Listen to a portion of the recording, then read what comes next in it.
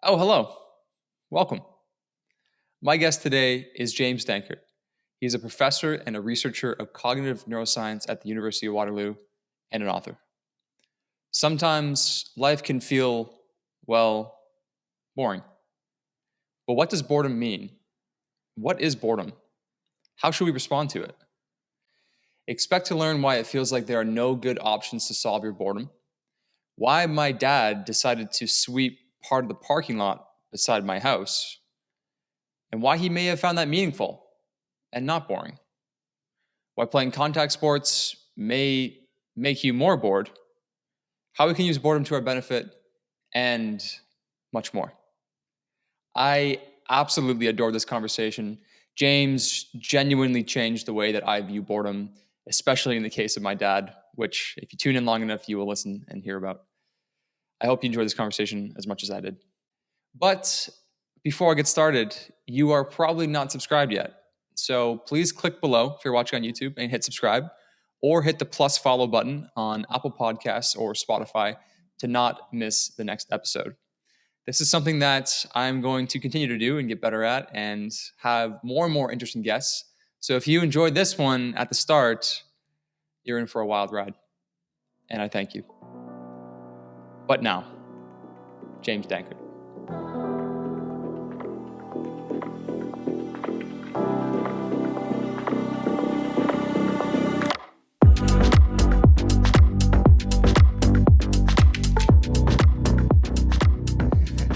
I want to start things off with a quote from Russian philosopher Tolstoy.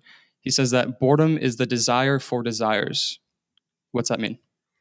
Yeah, it's my favorite quote about boredom because it really encapsulates what boredom is all about. When you're bored, you want something to do, you want something to engage with, something that's meaningful, purposeful to you, but you don't know what that's going to be. And you might cast about looking for something to do, but everything that you think about, you just evaluate it and think, no, it's not going to work.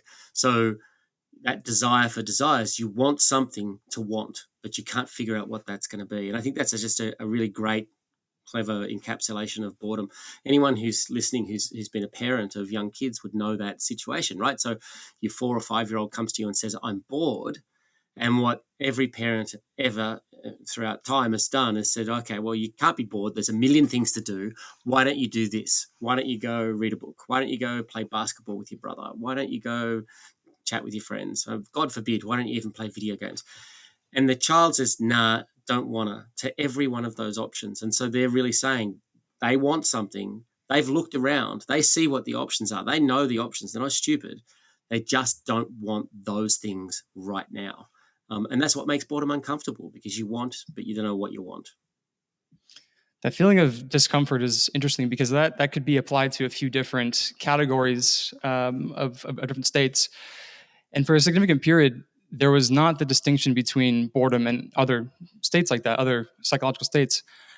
So what makes boredom distinct, and why is it uniquely different from these other states that you may find yourself in, apathy, etc.? Yeah, it's easy to separate it from apathy right from the get-go. I think people often mistake boredom as the classic kind of image of a couch potato, right? Someone who's sitting around doing nothing much. But that's apathy. That's a person who's not engaged with the world and doesn't want to be, doesn't really care. Whereas when you're bored, you want to be engaged. And the reason why it's frustrating and uncomfortable, and the reason why you feel restless and agitated when you're bored, is because of that conundrum of wanting but failing to engage. So that's easy to separate it from apathy. People did think for the longest time that boredom was really just a symptom of depression. So we know that when people are depressed, they tend to be disengaged from the world around them. They tend not to engage well with others or with activities. They tend to struggle to get out of bed, even in the severest forms of depression, to just do something.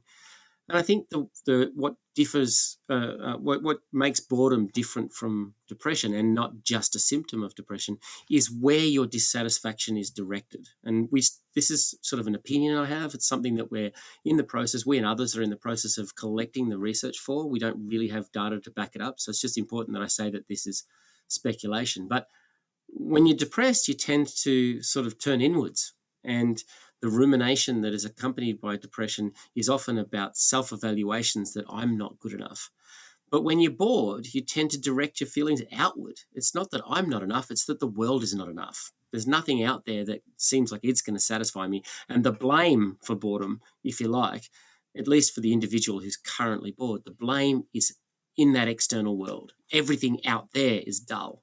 Whereas I think the focus in depression is much more turned inwards. So that's how I separate that. I think perhaps you might be surprised that I think the harder one to differentiate boredom from is anxiety.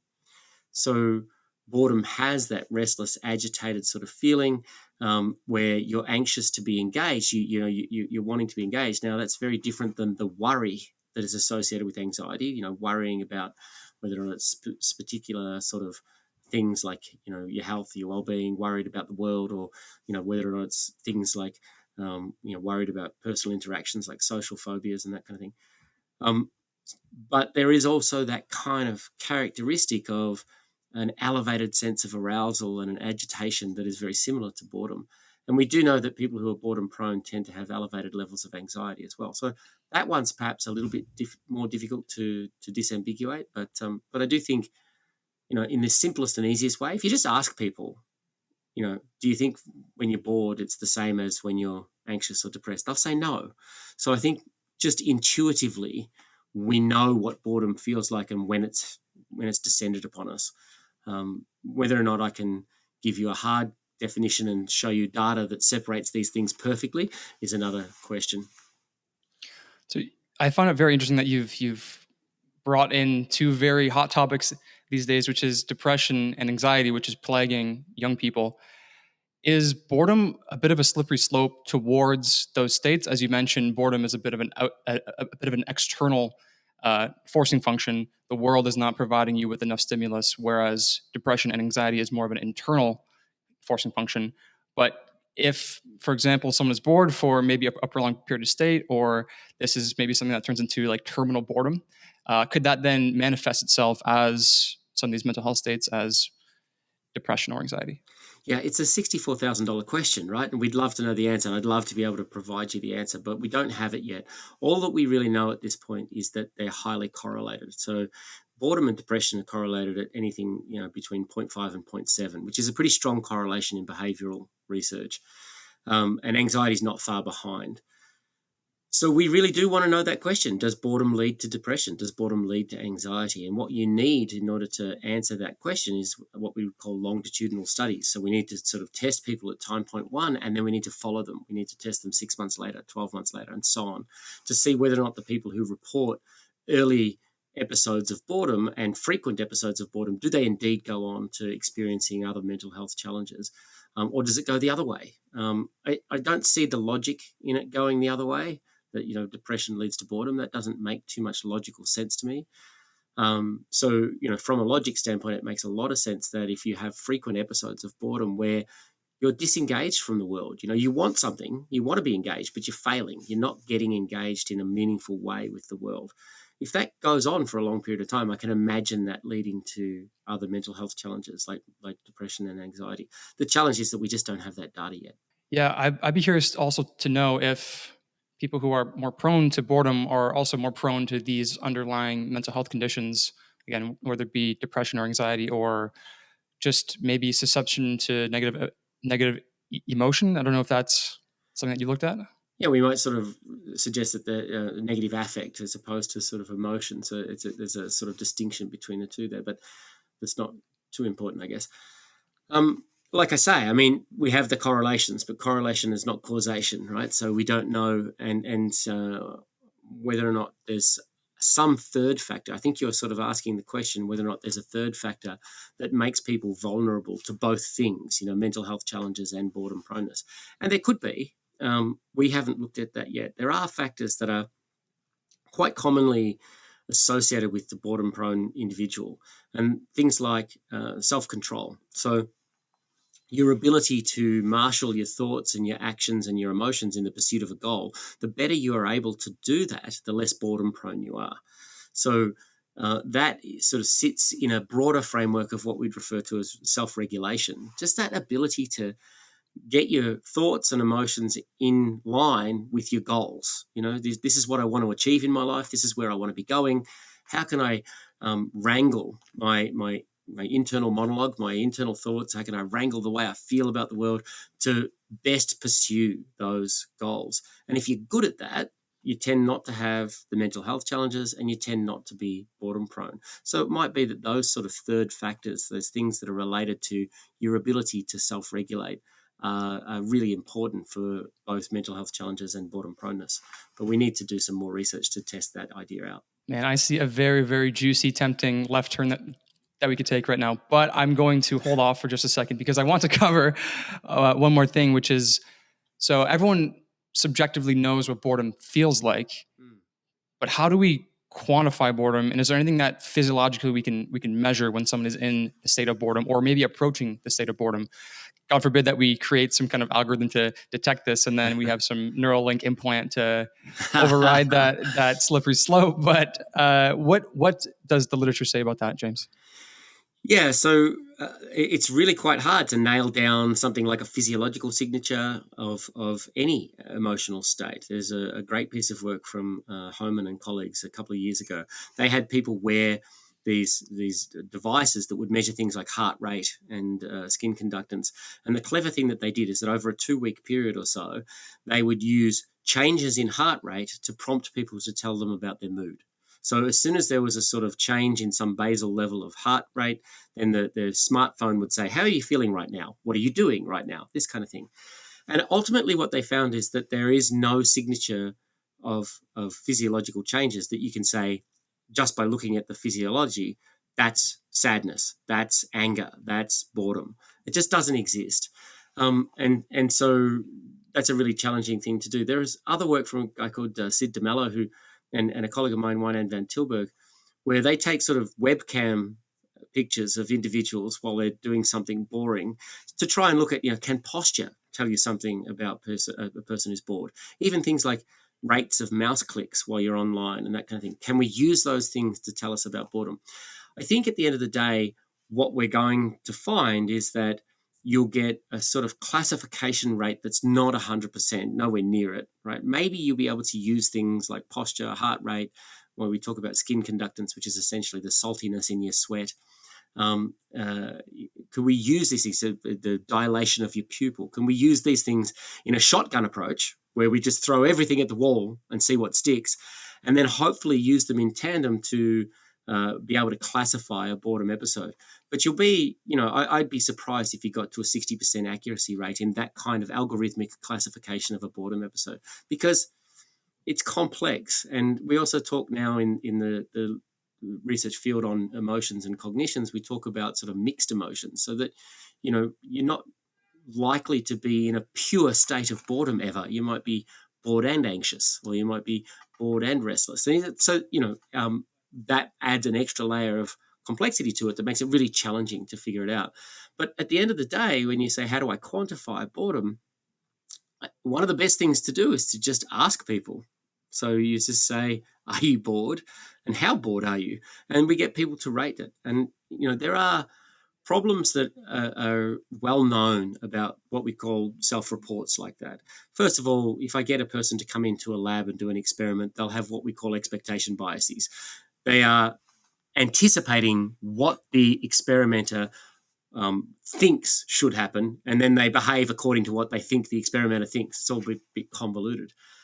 So that's the main problem with self-reports. But there's been some data recently that suggests that, first of all, if you want to know what people are thinking or feeling, ask them. And secondly, those measures, those self-report measures, do a really good job of predicting real-world outcomes. So you ask people about how they feel, and you can predict their mental health states. You can predict their behaviors in things like drug and alcohol consumption. You can predict that from their self-reports far better than you can from some objective task performance. So, I'm a really big advocate for, if you want to know what someone is feeling, ask them. So you had mentioned earlier that self-control is very highly correlated to someone's propensity to be bored or to experience boredom, and that drugs and alcohol use might be tied into measuring boredom. Are we just kind of doing a circular measurement here? Because if somebody's lacking self control, they might be more prone to use drugs and alcohol and these kinds of things. So I guess it's how do you make out signal from noise and something like that? Yeah, essentially, I think you're asking a question about ultimate and proximate causes, right? Is boredom the ultimate cause, or is self control the ultimate cause of a thing like drug and alcohol intake? And it's an excellent question, one for which I don't have a great answer. I think what we have to just keep doing is, these kinds of approaches where we throw as much data at the problem as we can to try and understand what is the best predictor of the outcome behavior, which is whether or not we're interested in drug and alcohol intake, or whether or not we're interested in risk-taking behavior, or we're interested in mental health outcomes. These kinds of things that we might want to understand. Is it self-control or boredom that drives this kind of thing? Of late, we've been looking into what it is that best characterizes boredom, and what might be one of the ultimate kind of causes for boredom and its associated outcomes. And we've looked at self-control, and more specifically things like self-regulation, that I can talk about that if you're interested. We've looked also recently at agency. So when you're bored, you're wanting to engage but failing. And that sort of says to you fairly directly that you're not being a very effective agent. You're not effectively engaging with the world. So this notion of self-efficacy, agency, I think these things are going to be really critical in terms of determining both whether or not you're prone to boredom and some of these outcomes. People who tend to see themselves as efficacious, so that, I choose a goal, I pursue that goal, and I know I'm going to get it done, right? So people who feel that way tend to be low on boredom and tend to have lower mental health challenges. So if we're looking for an ultimate as opposed to a proximate cause of some of these kinds of things, I think agency is a pretty good place to look. Yeah, that kind of resonates because if there's ever a time where I start to feel like I don't have agency over my current existence, let's say, which is always a fallacy, but sometimes people can find themselves in that mental trap. Uh, I've definitely even recently had this itching kind of feeling that almost feels like anxiety, but perhaps it's just a different state of boredom that I'm not well acquainted with. Because when I think of boredom, I think of again, as you mentioned, the couch potato kind of laying around, like, what to do on a lazy Sunday. Um, but for example, trying to start up a side hobby or side hustle or something like that, and having limitations for external reasons, which I won't touch on, the feeling of being restricted does definitely provoke that uncomfortable, anxious, kind of skin crawly feeling almost. Yeah, I mean, constraint is a huge driver of boredom, right? And one of the best boredom factories that we know of is school. We put kids in these places where they're constrained, they have very little agency, and they have to do things that they're variously engaged by. You can't expect every student to be engaged with every topic, but they have to be there. There's nowhere else they can do, nothing else they can do. And that constraint, I think, of the school environment is a critical driver of boredom. Now that is interesting too, because I'm sure everyone would almost agree that we don't have a perfect system for education, and I wonder if that might actually be part of the puzzle, James. Part of the solution is how can we get students to self-engage more with the content, and perhaps it's bringing down the self-selection stage that you get in generally high school into lower ages where people can maybe not pick every single course, but maybe I'm more prone towards option one of three. Granted, there's a whole lot of implications with that. Maybe with some kind of technology like AI education, perhaps that would be a more engaging way to get students learning. And I know that there's many hiccups with that. You can't expose them to every kind of topic and subject, Yeah, but it's an interesting kind of concept to chew on. I think it is an interesting thing to chew on, but we do have competing sort of demands and goals here, right? So we want, for instance, something like basic literacy among our populace. And whether or not you, as an individual, enjoy reading books or you don't, that literacy is still going to be vital, right? You need to be able to fill out your taxes. You need to be able to fill out other sort of forms to get services applied for you. So we need these basic kinds of things, but then yeah, we might want to think more carefully about how we engage or foster agency among our kids. The example of it that I think a lot of people will be familiar with will be Montessori schooling. And that has its drawbacks, I think. And I'm not super familiar with it. I know it in a cursory kind of way. It has its drawbacks, but I think the people who sing its praises are singing the praises because it fosters agency among the children. They get to move in a much less constrained way from station to station, engaging with the material on their terms. And when you do that, I think you foster curiosity, you foster interest, and that can lead to better outcomes. The challenge, I think, as always for education, is that particular approach won't work for everybody. Some people really need structure. Some people really like and thrive under structure. So I think the biggest challenge for our schools is not necessarily to take up one approach and say, I heard this guy Danckert talking about boredom, we're now going to do this Montessori way. So that's not going to work.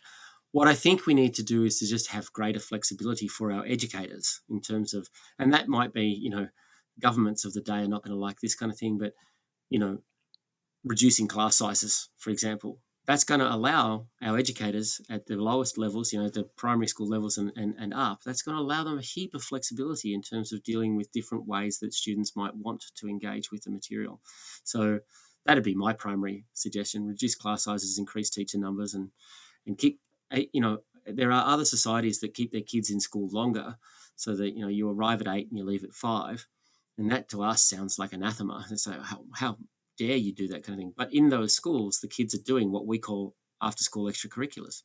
They're just doing them as part of school, right? So there's lots of things I think that you could do to change the education system for the better. But they haven't given me control of the government yet. So I don't know if that's going to happen. Maybe one day soon, once I see this, hopefully.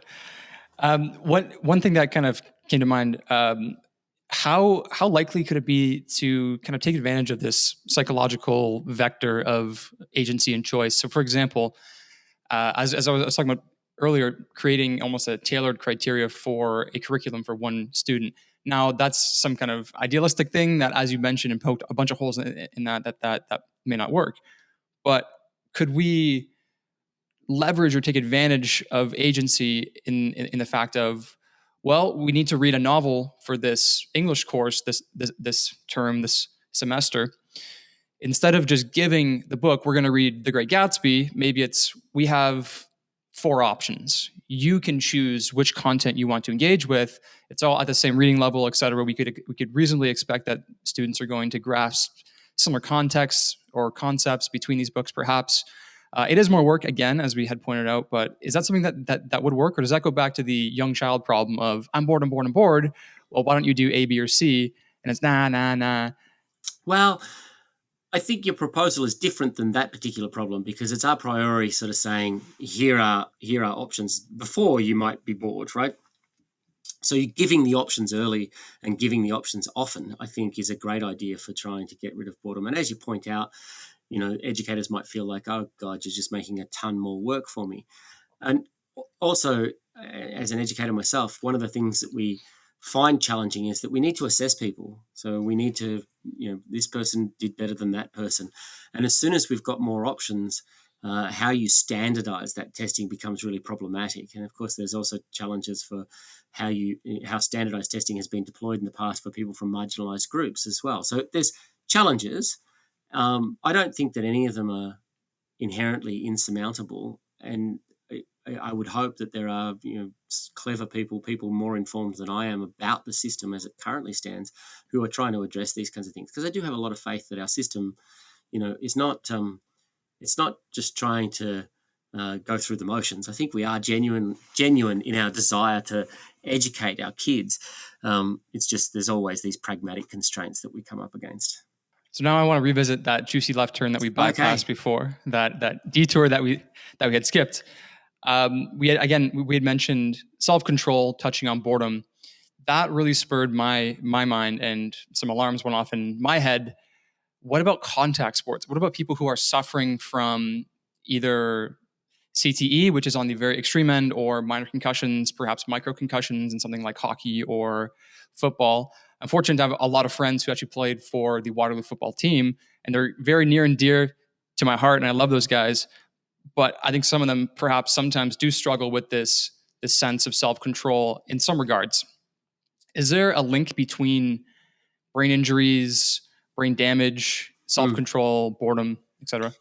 Yeah, there absolutely is. And it was actually one of my starting points for getting into this 20, 30 years ago. I was trained in Australia as a clinical neuropsychologist. And what a clinical neuropsychologist does is they assess people who've had brain damage and try to figure out what challenges they might be facing and ways in which we might be able to compensate for those challenges or overcome those challenges. Um, as a function of a sort of personal experience where my brother, who was about 18 months older than I was, had a severe motor vehicle accident which led to a severe brain injury. I would ask all of the people that I assessed whether or not they were more bored. And that came from the fact that as I watched my brother during his recovery, he reported more boredom. He reported being bored with things that he used to love, music in particular. Now, he got it back after many months and years, but it seemed to me that after his brain injury, he was just having a harder time engaging with the world. And again, it gets complex because the typical sort of injuries that we're talking about here are what we call acceleration deceleration injuries. So the brain gets shaken around inside the head as the body sort of stops at speed. And this is true of concussions in high contact sports, true of motor vehicle accidents, true of falls, so on. So that kind of injury leads to a very diffuse sort of damage in the brain and can lead to things like challenges with focusing attention, challenges with what we call executive control, so that high-level control of your behavior. So it's hard to say that any challenges that a person has post a brain injury like that are just because of boredom. They're probably not. They're probably because of those challenges in attention, challenges with memory, and challenges with experiencing things as being boring, but more so than before their accident. Anyway, I saw maybe 15 to 20 young men in my clinical practice, and I would ask them, are you more bored now than you were before your brain injury? And to a number, they all said yes. And they didn't just say yes, they just about leapt out of their chairs to say yes, because this was something that was really important to them. And no one had bothered to ask them about it before. So that sort of rang a bell for me and made me think this is an important thing to study, because for these individuals, something organic has changed in their brains. They're having trouble engaging with the world and having trouble engaging with things that they used to love. We need to sort of understand this better. So we then did some research. Once I got to Canada, I did some actual research, and we've shown that the severity of your brain injury has a relation to how much boredom proneness you report experiencing. So people who had concussions will report a higher level of boredom proneness than those who haven't, and people who've had more moderate to severe injuries report a higher level of boredom proneness again. And, when we put people in sports, particularly like NFL sort of sports, football, I have trouble calling it what it is, because in Australia we just call it gridiron. You guys just call it football, and then the Poms think that football is soccer. And of course, I come from Australia where football is Australian rules, and they're all different. So anyway, football. You put people in a football game, and they're running at high speeds, and the people on the O line and D lines are banging into each other constantly across the game. They're getting low level concussions fairly frequently. That's going to have some long-term consequences. You mentioned CTE, which is something that people are studying in more depth now, and that is quite a severe loss of brain tissue and eventually starts to mimic dementia. But it's harder to do the work to look at people who've had mild injuries, because their deficits are harder to pick up on the tests that we commonly use, but they're probably there. Right. So challenges, like I said before, in terms of focusing and sustaining your attention on a task, challenges in self-control and impulse control, and challenges in just affective and cognitive regulation. So regulating your thoughts and emotions. And those things probably underlie the elevated experience of boredom. But it's also can become a vicious cycle, because, if you find everything a little bit more dull, then you need to seek out more stimulation. That might then lead you to riskier behaviors or more impulsive behaviors. Those aren't good for you. But if you don't do them again, then you get more bored. And so you run in this kind of vicious circle. And we need to understand that a little bit more. Yeah, I suppose it's a very difficult thing to study, because you would almost need to know who is going to have a traumatic brain injury before it happens. Yeah. And if you have any chances of running the country one day, James, I don't think that a trial where you're going to give people brain damage is going to elicit you for the role. No, that's right. No, but you identify one of the key things about that research that's really quite difficult. We want to know what a person's like before their brain injury, and we can't easily do that. So one of the things that you can do is you can ask family members to tell you about the person pre-injury and post-injury. You can ask the individual themselves, but they're not always the best correspondence of their own sort of challenges. So asking someone who's very close to them, it's not perfect, but it's a way to try and understand what they were like before their injury and what they're like now. But you're absolutely right; it's very, very challenging work. I suppose it's very hard or impossible at the moment to put a pin in exactly why these people who suffer these injuries have more proneness to boredom. Are there other groups of people? Are there other folks who suffer from boredom to different extents? And is that how is that expressed? Is that through the intensity, the frequency, other metrics or attributes along those lines? Well, the definition of being boredom prone rests pretty heavily on frequency and intensity. So, the state of boredom, that in the moment feeling, is that kind of restless, agitated state where you want something, but you can't figure out what's going to satisfy. For the trait, for that individual disposition to be bored a lot, it's you experience the state more frequently than most, and you experience it quite intensely. And the third factor there is that you also sort of perceive situations and your life more broadly to be a bit meaningless. So those are the three things that really contribute to classifying someone as being highly boredom prone.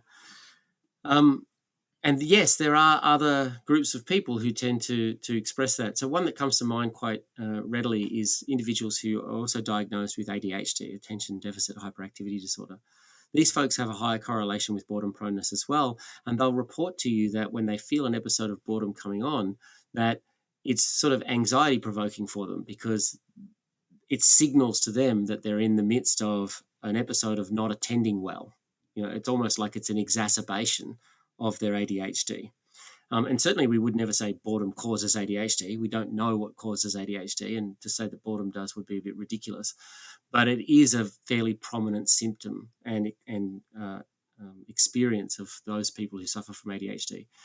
There was a study not that long ago in children or teens with ADHD where they took them off their medications for a period of time. And they found that ADHD symptoms rose, as you would expect when you take people off medications, but also the only other thing that rose was feelings of boredom. And both things diminished when they returned to their medications. So ADHD is a prominent group. Strangely enough, we've got data from the undergraduate population at the University of Waterloo where we've asked them about symptoms on the autism spectrum. So these are not people who are diagnosed as autistic necessarily. There's a threshold on that scale, but it's a spectrum like anything in human behavior. And so you can have more or less of these sorts of symptoms that we associate with autism. And that tends to be associated with higher boredom proneness too. And I have no idea why that is the case at this point. So it's something that we need to do some more research to try and understand why people who are higher in autistic symptomatology also tend to be boredom prone. So those are the two that come to mind. There isn't any other kind of particular group that I think you can point to and say that group is going to be more likely to be boredom prone, but ADHD and autism come to mind. The note on genetics being tied to boredom is something that might be a little concerning for me. So story time. I was working, so I'm a former student. I'm an alumni of Waterloo as well. And I was fortunate enough to be working in San Francisco right before COVID shut the world down. And I had driven out there. So I hopped in my car and I drove all the way home with fears of not being able to get food or cross the border when things were very, very scary. I did a little quarantine period and then I got back into my childhood home with my parents. And I'm sure the world, just like me, was very, very bored. And I was cleaning my car one day just to do some spring cleaning. And I looked over into the parking lot and I noticed that my dad, who is an elderly guy, I believe he's 73 this year. So rewind the clock, he was 70. I saw him sweeping the parking lot. I live beside an elementary school. He was sweeping the parking lot. So if that's any indication of my future with boredom, I better keep some hobbies going. I think he's doing so. The first thing that comes to mind that's interesting about that for me is that he's coping in the pandemic, right? What we found actually through data that we collected during the pandemic, that people who are boredom prone tended to have worse mental health outcomes, but they also tended to break the rules of social distancing because they just couldn't stick with them. They had to be acting, they had to be out in the world doing things, and the rules were too constraining for them. So your dad sweeping the parking lot is, following the rules because he's outdoor, he can socially distance, no one else is in the school parking lot. But he's doing something. And the other thing that it strikes me about is like, if you describe that as an action, you say to most people, how would you like to take a broom and go and sweep an entire parking lot, whether it's a school or a mall or whatever else? Most people would think you're crazy. And most people would say, I couldn't imagine anything more boring. But I'll tell you why I think that wasn't boring for him. And it's because it comes back to agency. First of all, he chose it. No one said, you got to go and do this, right? He chose it. And secondly, you can very obviously and very constantly, continually see your progress, right? I swept that bit, it's cleaner now. I'm sweeping the next bit, it's cleaner. I'm sweeping this bit. God damn, I just did this whole parking lot and it looks good, like it's cleared up. So we might, when we think about it, without too much depth, we might think, oh, that would be so boring. But if you consider the agency he chose and progress, he sees that the goal is working, then, you can see how it occupied his time. It might not be super meaningful, but at least it sort of keeps boredom at bay. But that's all just describing the thoughts that came up when you're describing your dad's actions there. You're asking about genetics, yeah? Yes. We did something interesting a while ago. I was collaborating with a colleague at University of Toronto, Marla Sokolovsky, who works with Drosophila melanogaster. I love that Latin name of the species. It's the fruit fly. You were very, very brave for attempting that. I would shy away from that. Sorry, continue. It just sounds like they're a gangster, melanogaster. Anyway, so she works with the fruit fly, and she finds two phenotypes in the fruit fly that she labels a rover and a sitter. And you put these fruit flies in different environments where they can search for food. The rover, as you might imagine, given the name, it moves around its environment fairly extensively and has what you might call a high risk tolerance level. The sitter sort of hugs the boundary of its environment, which is a very low risk tolerance strategy, because any animal that goes into the center of an environment opens themselves up to predation, right? And so these phenotypes are split on a gene that they call the foraging gene. And I think it's probably a bit mislabeled. The gene is associated with a whole range of self-regulatory behaviors. But regardless, this distinction between rover and sitter has an eerie resemblance to a distinction in regulatory mode that was relevant to boredom. So what is a regulatory mode? Well, it's the way in which you go about pursuing your goals. And there are two distinct types that we find in social psychology. One is the locomotor. This is a person who moves from goal to goal state very quickly, very rapidly. They just get on with things. Colloquially, we call it the just do it mode, right? And that, of course, sounds a lot like the fruit fly rover that roves around their environment extensively searching for food. The other one is called the assessment mode. And these guys tend to want to evaluate all the different options for action to make sure that they choose the right one and don't make mistakes, right? So it's a very cautious mode. We might call it the do the right thing mode instead of just do it. And that sounds a lot like the fruit fly sitter that has a more cautious, low risk tolerance kind of thing.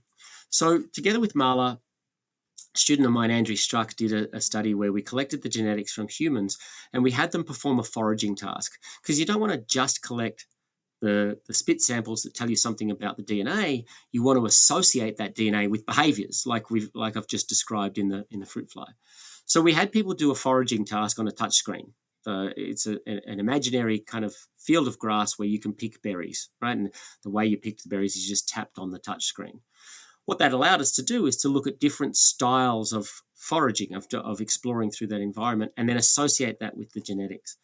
And what we found is that, in fact, there is conservation of this rover sitter in the locomotor assessor in humans. So there's a human ortholog of the foraging gene. We don't call it the foraging gene. We have one of these bland, biology names for it. It's a PRKG1. And on a particular single nucleotide polymorphism, SNP on PRKG1, you see a dissociation between assessment and locomotion. So we are pretty evolutionarily distant from the fruit fly. And yet we have this conservation of this gene that we've shown in 3 different samples now.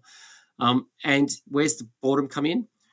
Boredom-prone people tend to be low in locomotion. They tend not to just get on with it. And they tend to be high in assessment. They tend to ruminate on the best option for action, which sort of gets them stuck, mired in that thing of, I want something, but I don't want any of the things that I'm looking at. Now, we did that work and we published it in 2019, and it's what you would call a candidate gene study. And since then, the field has been highly critical of candidate gene studies. There's been some struggles in replicating them. And as I say, we replicated ours 3 times, but one sample was a little over 100, one sample was a little under 600, and another sample was a little over 300. Those are small numbers when you come to look at genetics. I mean, at the moment, we're doing things like human connectome data banks, the British Biobank. We're talking tens of thousands of people, right? So to understand the genetics that might drive particular behaviors, you really need those large sample sizes, and to not do candidate gene studies anymore, but to do these what are known as genome-wide association studies. So we're in the process of doing that. I don't think that so we're looking for a boredom phenotype. What are the characteristics and what are the associated genetic patterns that would be that would differentiate a high from a low boredom-prone individual? I think what it's going to turn out to be is a complex combination of self-regulation, agency, impulse control, or self-control, and boredom proneness that might show up on a number of different genes as you are susceptible to these kinds of things, and that susceptibility will be, when you're sort of interested in whether or not it'll be transdiagnostic. If you're highly boredom prone and these genes are associated with that, it's also likely that you're going to be highly susceptible to mental health challenges of various kinds. But that work is underway at the moment. It's hard to do because people collect these massive databases, tens of thousands of people. I can't remember how many is in the British Biobank, but it's huge. But if they don't have a question in there that's directly about boredom, then I can't use the data, right? So, oh man, that's brutal. It is brutal because, I'd love. So there are some that the human connectome data set has about 1,200 people, and we have which is still very small, but we have a question in there of I am easily bored, and you rate that question from 0 to 2. And so we're in the process of tracking down other biobanks to see if they have questions that are relevant to boredom that we can use to try and understand the genetic basis of it. If only science was easy, James. If only science was easy. Well, then I don't envy your job. Yeah. Maybe the world would be a much better place. One thing that really stood out to me, so I just finished, and I say just, this was a few weeks ago now, a book called Paradox of Choice. I'm curious if you've heard of this, by Barry Schwartz. I have heard of it, but I haven't read it. There are very compelling comparisons that I think you could draw here. So as you mentioned, people who are more prone to boredom are more likely to be on the rim of this search protocol. Is that correct? Just to make sure. Sure. Yep. Getting that right. There's a concept in Paradox of Choice called, it's a distinction between people who say they go to the mall and they want jeans, and they're very happy that they have so much selection for jeans that they can find the perfect fit for their body.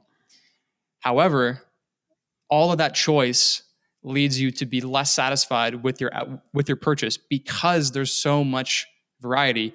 And then you factor in things like return deadlines. So you can make a choice now, but hey, don't sweat it. If you change your mind, you can always come back. So that loop is always open. So it's this concept between maximizers and satisficers. Mm-hmm. So maximizers to me would sound like somebody who's more prone to boredom, to try to maximize their situation.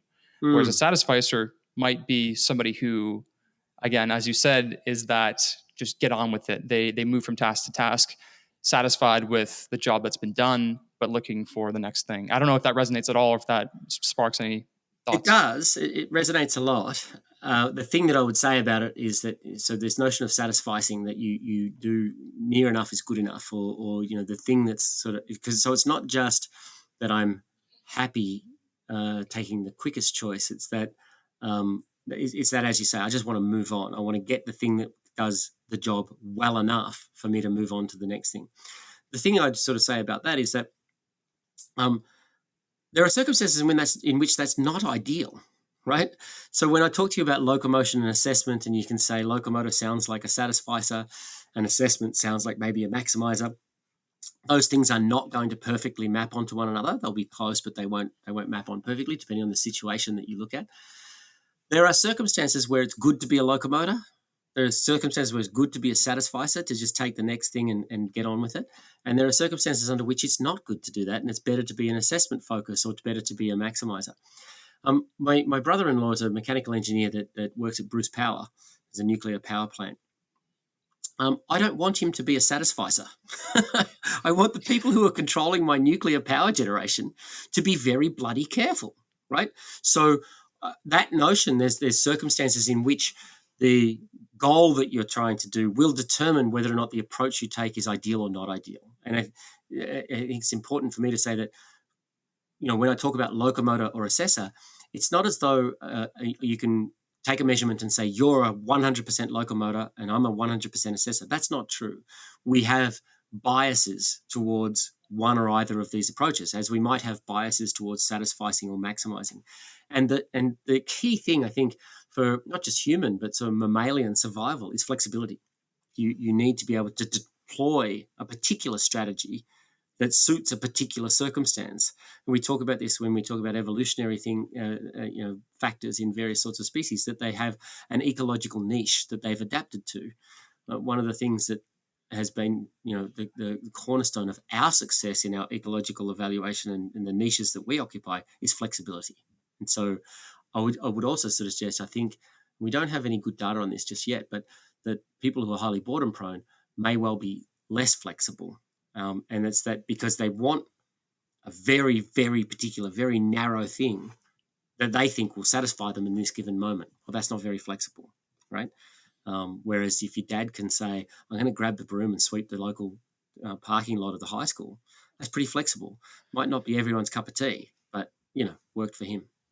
Oh, that's him to a T. He's always puttering around trying to find something to do or fix or improve, or small things, pick some leaves, rake some stuff, move a pile from A to B, then back to A. It's all up his alley.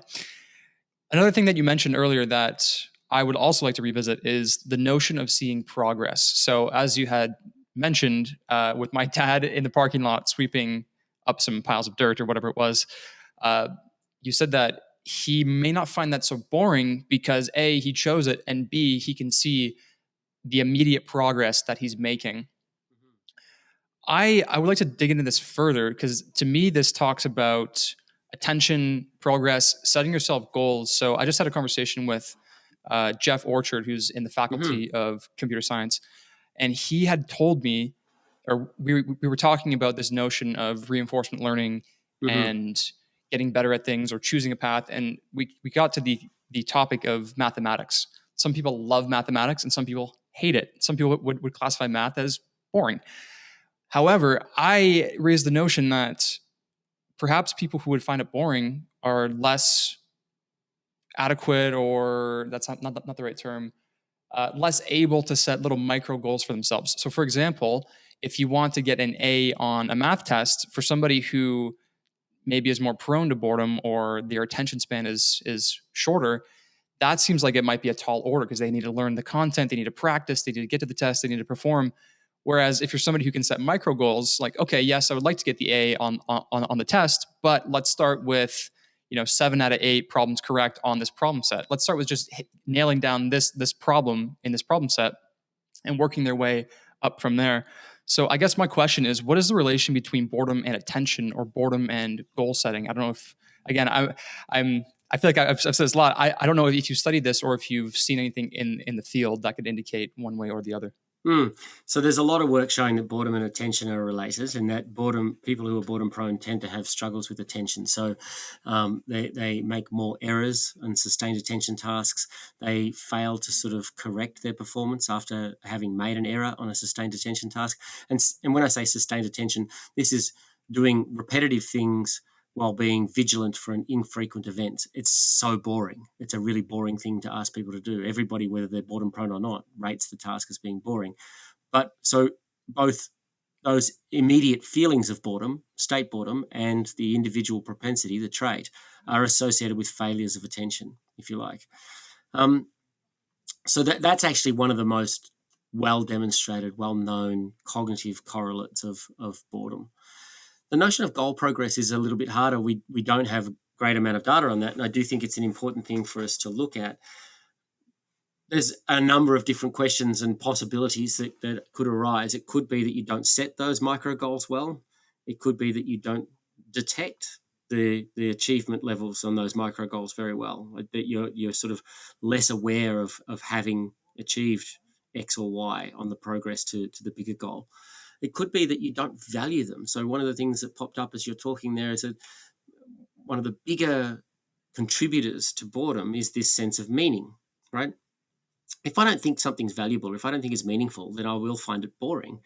And this is idiosyncratic. So when you talk about math, yeah, some people find it invigorating, some people find it frustrating, and some people find it dull, right? In that sense, boredom is a lot like happiness, because what makes you bored is unique to you. What makes you happy is unique to you. So if I don't find it meaningful, then any of those little micro goals aren't going to matter anyway, because the bigger goal is not meaningful to me. There are possibilities here too in terms of realistic setting of goals, right? Does a boredom-prone person, so anytime, later in my career, I started trying to learn how to program experiments in PsychoPy. Never really done any coding before, had some friends that were going to be able to help me. But as anyone knows who started coding, particularly perhaps people like me that started late in life, it's a steep curve to begin with, right? And I'm not very good at it still because I haven't kept up the practice. But it can be extraordinarily frustrating. You're butting your head up against the wall, not really understanding why the code isn't working, what line's not right, why isn't it getting to say hello world on the screen? What am I doing wrong, right?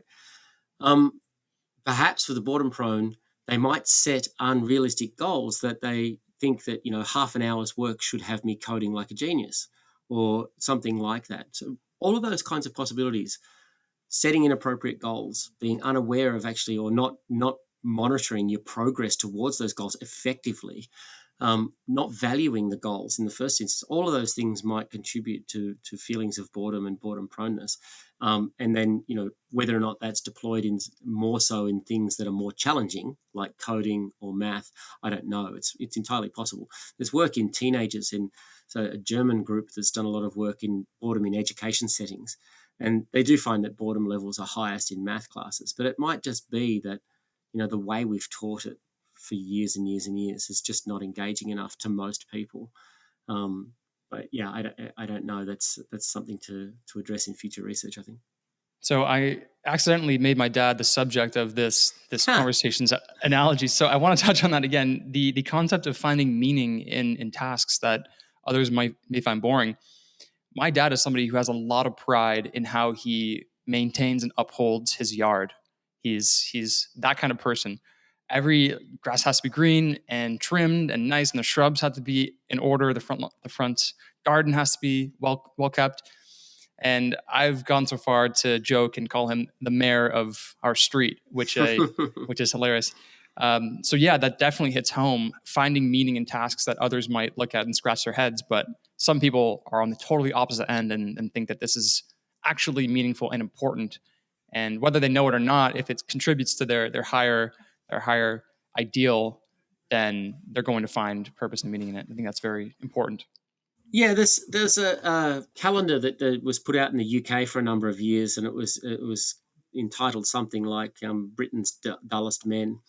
And each month had some guy that was claiming to be the dullest person around.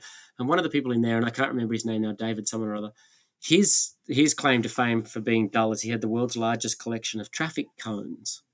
And if you just if you just say that, you get a laugh as you just did, right? And people sort of think, imagine his poor wife, having to put up with this collection of bloody traffic cones. Turns out, though, he was some sort of insurance adjuster, or he was some sort of actuary that was looking at, whether or not different types of cones lead to more or fewer accidents or something like that. And so for his job, he had to go out and evaluate these different cones.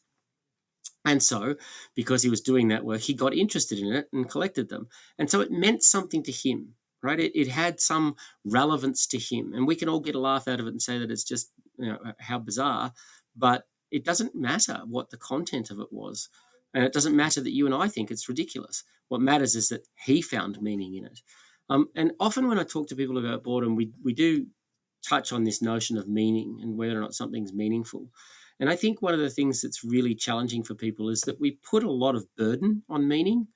So what you're doing has to be meaningful. And the burden I'm thinking of is it has to be meaningful in some grand sense that everybody can appreciate. If I'm not working to cure cancer, then I'm just not valuable. Like why am I not working to cure cancer? Why am I not doing something that's deemed by everybody around me to be of import, right? And I think that burden is unrealistic and unfair and not useful to us. A ton of what we can do can be meaningful. So I, for instance, I play guitar a lot, and I don't perform. I did a tiny bit when I was a teenager, but not really much. I had friends that were in bands that were performed all the time, and I just never got around to doing it. But I've always written songs. So I write my own songs. I have done since I was 15. The ones I wrote when I was 15 are pretty bad, but I think I got better as time went on. My wife says she likes my songs, but I'm not going to be hitting the Billboard charts. I'm not going to be getting millions of downloads on Spotify because I don't even put my songs up on Spotify. And it doesn't matter. What matters is that I do it because I find it engaging, because I like the expression. I like the work of putting into the work that I put into in creating a song, and then I like performing it for myself later on. So you don't have to be solving the world's problems. You just have to be engaging in something that matters to you, and then you'll keep boredom at bay. One theme that this year I'm really trying to focus on is the juxtaposition and the ratio between how much I'm consuming versus how much I'm creating.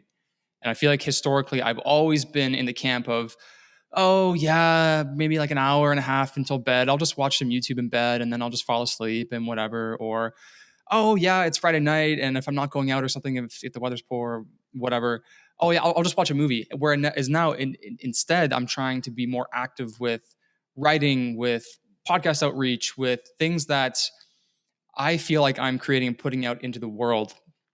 So, what you just touched on, I think, is very, very pertinent, at least to me, which is the creation versus consumption. How much are you engaging with the world versus how much is the world engaging with you? Yeah, it's an important sort of thing, and it's a thing that every individual has to strike their own balance for, right? I don't think that there's an answer that sort of says, 80-20 or 70-30. I don't think that that's going to work as an absolute. I think that every individual just has to work their way through what is comfortable for them in terms of their creation versus consumption. We've certainly found, and this was investigated before the pandemic, but during the pandemic, that consumption writ large is something that's associated with boredom proneness. So we had more online shopping, and a lot of people just returning stuff, and it was, well, I was just occupying my time with the online shopping. More drug and alcohol consumption, which is, of course, has lots of negative outcomes. But again, don't know what I'm going to do. I'm stuck here in the house. Well, I'll have another beer, right? And more actual consumption of food too. And there's work from Andrew Moynihan in Ireland, who shows before the pandemic and during it that people consume higher sugar foods when they're bored, as opposed to healthier foods. So there is a fairly strong association between boredom and consumption. The other one that's sort of top of mind for a lot of people in this day and age is consumption of social media, right? So there's work from John Elhai, and there's a couple of labs in China that do this work as well, looking at what they call problematic smartphone use. And problematic smartphone use is very much, it sounds like addictive behaviors. That is, a person who has problematic smartphone use turns to their smartphone more and more frequently as time goes on, as you might turn to a drug more and more frequently as you become tolerant to it. A person with problematic smartphone addiction also becomes anxious when they're not around their phone or they don't have it on them. And again, that kind of sounds a lot like a withdrawal type symptom. And one of the things that John Elhai and his group have shown is that boredom proneness can be a trigger to that it pushes you to getting on your smartphone and scrolling through your social media. And like things like problem gambling, going to slot machines and just playing slot machines over and over and over again, while you're doing it, you're not bored, right? In fact, my colleague Mike Dixon at UW He talks about dark flow. That is, that people who are problem gamblers on slot machines get into a flow state, which we can talk about in a second. But this kind of state where the rest of the world just drops away and it's just you and the machine. And he calls it dark flow, obviously, because it has really strong negative consequences for the individual. But when you're on these things, when you're on your phone, when you're on your social media, when you're in front of a slot machine, you're engaged, right? But you're engaged with something that's not particularly meaningful, and it can be ultimately harmful to you in the long run. And when you get off that thing, whether it's the social media or your phone or a slot machine, the challenge that boredom laid bare is still there. The challenge to find something meaningful for you to interact with and to engage with is still there when you put down Twitter or when you get off that slot machine. So they're a fairly passive solution, like you said before, consumption versus creation. It's a solution where people are letting the world come to them as opposed to going out and seeking, best things, the best things possible for them to engage with. And it's not it's a kind of a vicious cycle.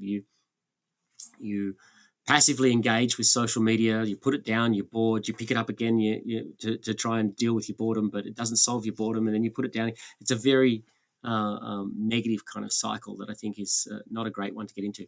Having said all of that, though, I always think when I talk about social media, internet, smartphones, and boredom, I don't want to be overblowing the problem.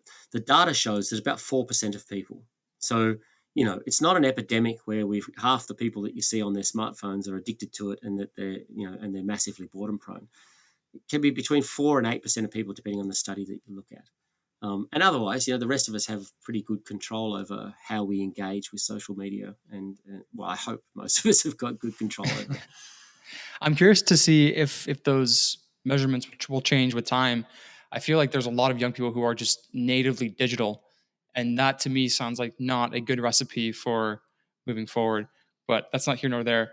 One note that I made as you were talking was social media and this dark flow, which I think may also apply to social media in some sense. Maybe not to the same degree, as you're not losing all your money just pulling a lever. But to me, it seems like you're really confusing trying to find meaning, which, as we had just had that bit of our conversation, that to me sounds like almost a solution to boredom, is to find meaning in what you do. That to me, it's not finding meaning, it's finding sedation. You're not trying to make sense of the world. You're trying to almost sedate yourself out of the state of boredom. You're trying to relieve yourself from this unpleasantness, so much so that you're willing to sit in a slot machine chair for hours and hours and hours. And I've heard of people who wear diapers and they don't leave. Yeah, they just keep playing, which is that is extreme. Would you like to explain a little bit more about what flow state is? Yeah. I'm sure people have experienced it, but if you just want to give it maybe a definition just to punctuate it.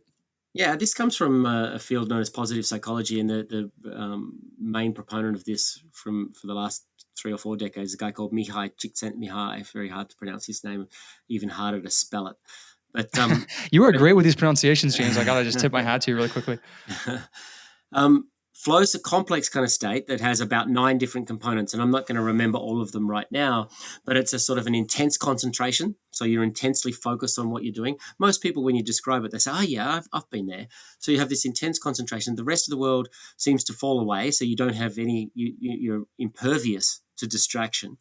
Time changes, and it can either speed up or slow down, but it sort of feels like it changes. So you might feel like you've been in this flow state for half an hour, and then you get out of it and you're like, oh, damn, I've been doing that for 3 hours, right? So it feels like time was compressed for you, or it can sort of dilate in various sorts of ways. It feels very positive because you feel like, it just has the associations with positive affect. It feels good to be in that sort of state. And the other thing that we'd mentioned already is that you do see progress towards your goal. So I think I've probably mentioned like 5 of the 9 states here. There's others, but that progress is a really important thing, that you sort of see that you're getting somewhere. And you see it.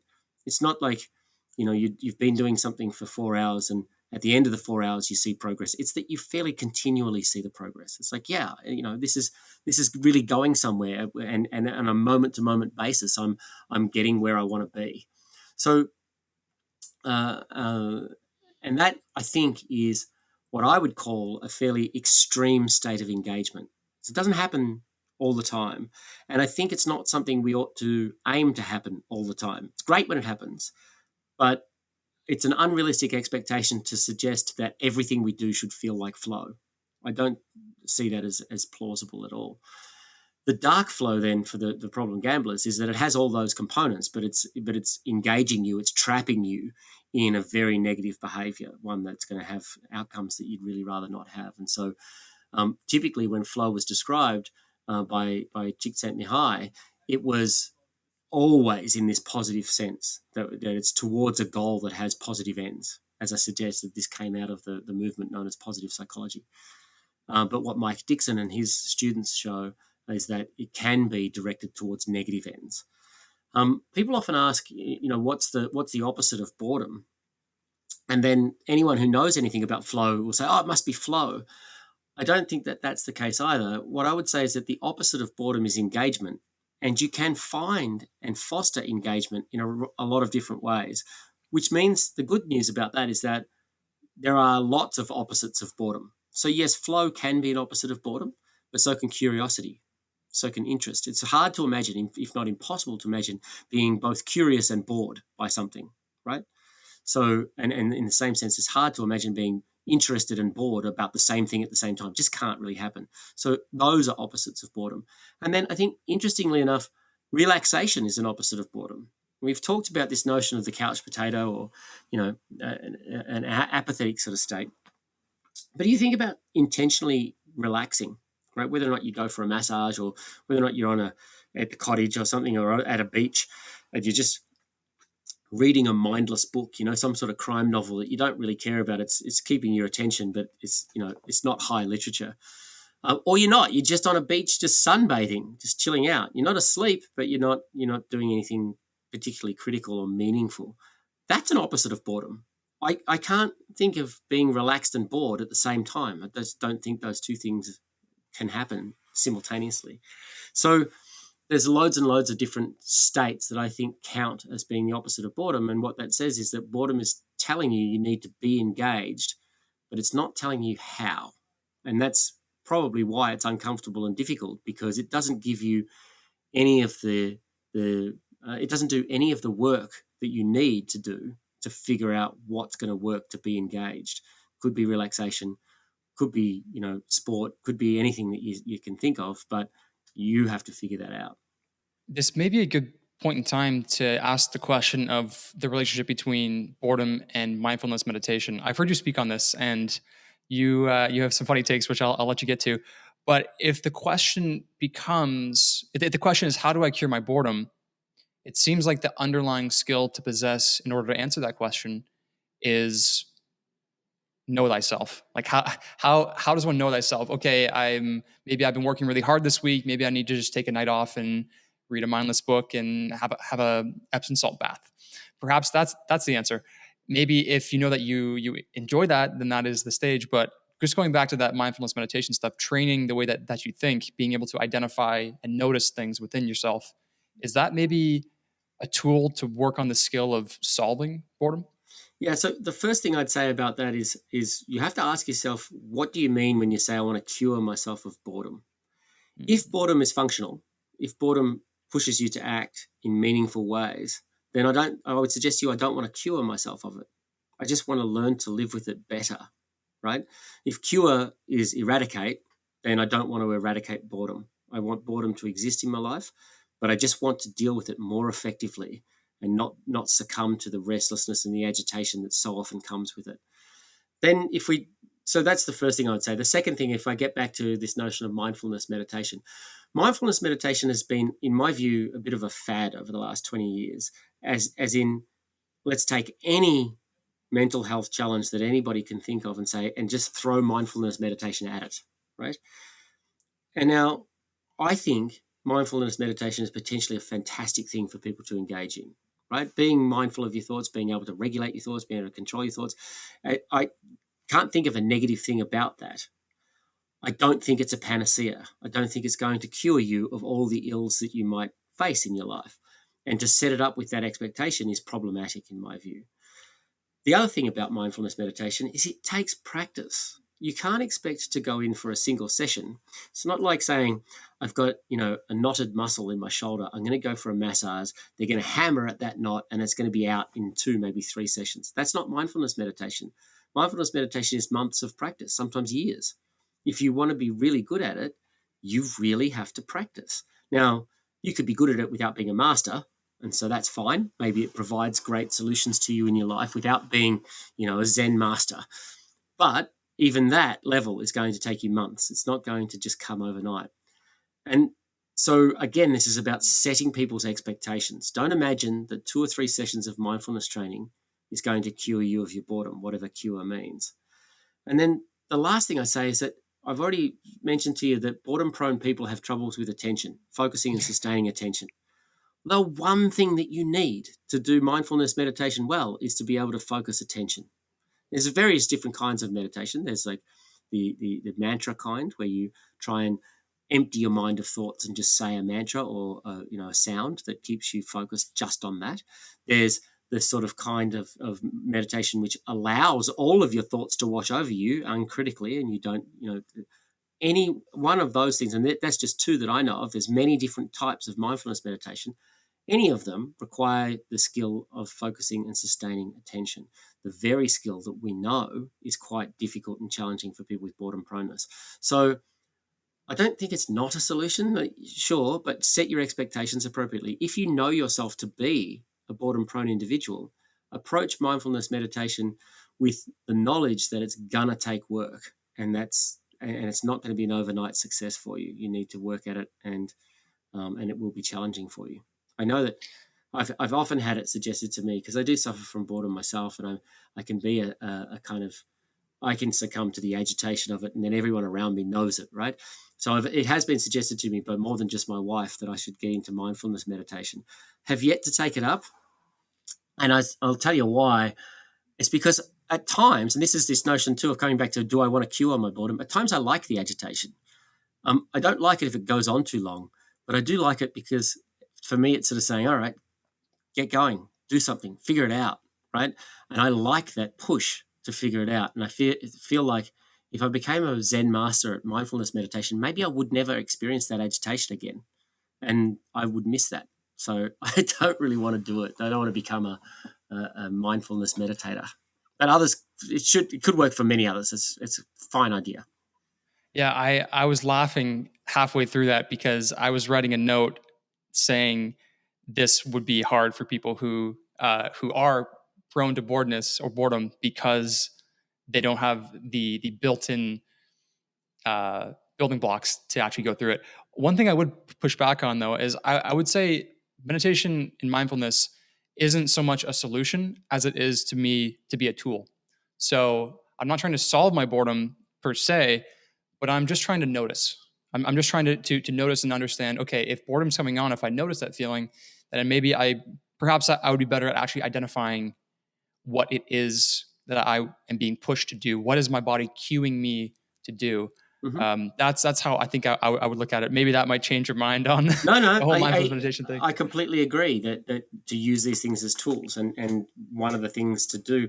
So one of the things we know about boredom-prone people too is that they tend to suffer from what's known as alexithymia, which is a struggle, not an inability, but they struggle with labeling their emotions, right? So they're feeling something, but they're not sure what it is, right? And it sounds a lot like the component of boredom where I want something, but I don't know what I want, right? So that capacity that you could get through mindfulness meditation of just listening to your body and recognizing what's going on and being able to label it, I think that would be of great value for people who are boredom prone. So we've kind of danced and touched around what boredom is, how we can use boredom, and I suppose I just want to underscore the point being, the function of boredom is to tell you to do something, to take action, to try something new, to engage yourself with the world. And I think that is important because a lot of people just say, "Oh, I'm so bored. Like this is the worst." But maybe if you just flip the perspective to think about, "Oh, I'm bored. This is a cue," which makes me think of somebody in their job. If you feel like you're bored day after day after day after day, is it that you're being under challenged? Are you over challenged? Things like that are good questions to ask yourself, and then perhaps that might spur a conversation with your manager or make you think of perhaps a new move, a new endeavor. Yeah, there's some data again from Csikszentmihalyi looking at, it's a sort of anecdotal data, but looking at people who are assembly line workers, and we most of us might assume that most people working assembly line work are bored with their jobs. But some of that work done in the early 20th century and beyond found that a lot of people weren't bored by it. And what they did is they reframed their work to be meaningful. So, they would sort of, for example, challenge themselves to beat their personal best each hour, right? So I made 10 widgets last hour. Let's see if I can do 11, right? Now I made 11 widgets. Can I get to 12, And reframing what to us looks like a boring, monotonous task as a personal challenge. Now all of a sudden it's not boring. So absolutely, there are ways in which we can listen to what boredom's telling us, reframe the situation and try and think carefully about our goals and what matters to us in order to try and deal better with the boredom episode.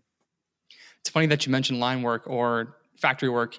When I was coming out of high school, going into my first year of college or university, I had a job at the local Toyota factory Oh, in yeah. Ontario. So I was working on the line for the Lexus LX RX, the SUV, in the paint shop. So Right. I was so close to watching paint dry, James. You could scoff at it. It was full coveralls, hairnet, hat, everything. I had two jobs. So my first job was to apply blackout tape to the interior of vehicle windows. So the stuff that is underneath the actual padding that weather seal your Right. windows. So the application of that, I learned, I think, two different doors, and that was a lot to practice the different posturing of the tape application. And then my other job was in the inspection corridor. So I was quite literally looking for defects in paint. So I didn't really have too much to set goals in terms of setting a personal best one quarter after another or what have you. Everything moved on a line. So everything was set to, I think, 90 seconds or something like that. Not Right. to give away all the secrets of the Toyota factory, but I didn't have the opportunity to cure my boredom. So I think I looked for external stimuli and conversation or what have you. Yep. James, we've covered a lot of ground. I want to ask you one more question before letting you off the hook. Um, I guess just in general, how can we use this information? How can we apply the study of boredom and use it as a tool to enhance our own lives or take advantage of boredom? Maybe it's just some of the more positive aspects of boredom. As you had mentioned, you wouldn't want to cure yourself of boredom, even though it's genuinely known as a unpleasant state. Yeah. What would you say to that? Yeah. So I think we've just touched on it just a little while ago. The first thing to do is to understand that boredom is functional and that boredom plays a useful role in your life. But, until fairly recently, I think most people are just pretty dismissive of boredom. Particularly when you think about the parent-child reaction. The child comes to you and says they're bored, and the parent sort of says, no, you're not. Like, there's too many things to do. Go away. Get out of here. Find something, right? And that's a very dismissive response to boredom. And I think we've done that for ourselves as adults too. Is like, oh, I'm bored. But then not really delved any deeper to understand what that means for us. So the positive thing to take away from it is to understand, yeah, it is a functional emotion. It does play a role. And while it might not feel positive, the role it plays is positive to push us to act, to push us to find meaningful engagement with the world. And then, you can start to use that signal, if you're recognizing it better, to ask yourself a few questions. So the first one would be, well, what's boring about right now? Why am I bored right now? And can I do something to change that? Can I reframe it, like the assembly line worker, to make it less boring? Because often the times that we find ourselves being bored are in constrained circumstances. I'm stuck. I can't get out. It's impolite for me to leave the situation. So how am I going to reframe this so that it's not boring? And there are ways in which you can do that, just to think differently about the circumstance. And then ultimately, the big lesson that we take away from boredom is that it is making you think about your bigger goals in life. And when I say bigger, I mean the things that are meaningful to you. It could still be that it's keeping your garden straight, like your dad does. It doesn't have to be curing cancer, but it has to be meaningful to you. to ask yourself, what are those goals that I have? Are they just about relationships in my life that I want to foster? Are they about achievement goals, things, career things that I'm heading towards? Anything that you can think of that's relevant to you. Use boredom as a chance to ponder those goals and whether or not you're doing everything that you think you can to pursue them in a positive way. And I think if we take those kinds of approaches to boredom, then, it can be both less negative to us. We can be less afraid of it in some sense. And it can be, a spur towards those more positive contemplations. What are you most excited about in this field? What are you looking forward to the most, or what underlying questions do you hope to answer about boredom? Yeah, at the moment, so still really trying to understand what makes a boredom-prone person, what makes someone who's highly boredom-prone. And at the moment, we're doing some stuff that I think is really exciting, where we're trying to look at what's known as interoception. That is those feelings of internal body states, things like feeling butterflies in your stomach or feeling your heart race or this kind of stuff.